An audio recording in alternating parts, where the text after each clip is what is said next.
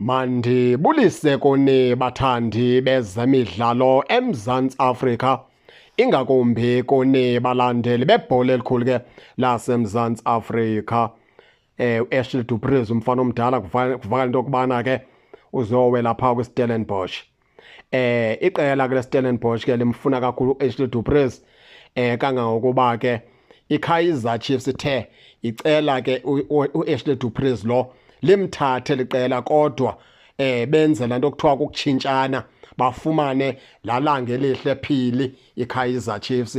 Kulapho kwezinto zisaxabe khona kodwa ke iStellenbosch sithi ke sona no, if ulanga elihle phili lo akaye kwiqela leKaizer Chiefs uyabona kanti okubana ke asizuvuma iStellenbosch sizawubeka ke ioffer ethande ukuthi xaxe nze into yokubana iKaizer Chiefs ke ibakhululele lo mfana ke kaDu Preez. Ngelipheleleyo kuDu Preez akekho ke plans zomqeqesho weqela leKaizer Chiefs.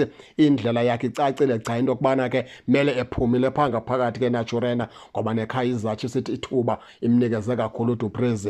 Umfana omdala akangakwazi ukulisebenzisa. Khumbula lo uDu Preez ngulona akwazi uphosa ipali ungekho no goalkeeper, aphose kwalomnatha futhi akanandaba nawafumana ichances eziyi4 uDu Preez angaziphosa zoyi4 ephambi kwepala. Umfana omdala asazi ukuthi kwenzekani phaa kuye, asazi nokuthi yintoni ebimhlupha, asazi ukuthi ubethaka lapho umfana omdala ngoba ke ibhola bezipasula kakuhle kodwa ngaboni nezopali avula phose ngekho nokhipha. Ezo zinto ke zibalimazile abantu abaninzi ukuquka ke nemanagement eqela leKaizer Chiefs ayizisoli ke ngedecision ethayithatha malunga noAshley Du Preez.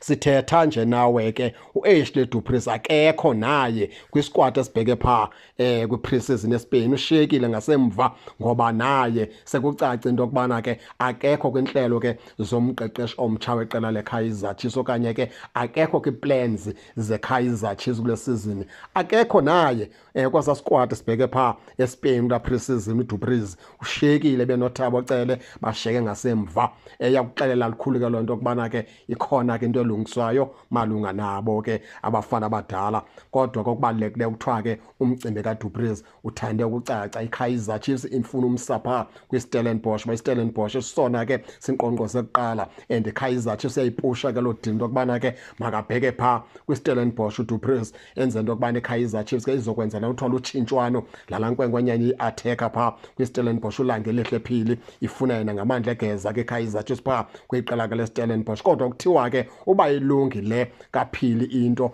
kuzawunyanzela iStellenbosch ke sibeke ke ioffer ethande ukuthi xaxe emveni koko ke sithathe uAshley Du Preez awudlalela iStellenbosch. Vele ke uDu Preez ebesuka phaa kwiStellenbosch before ayonyathela phaa kwiqela ke leKaizer Chiefs.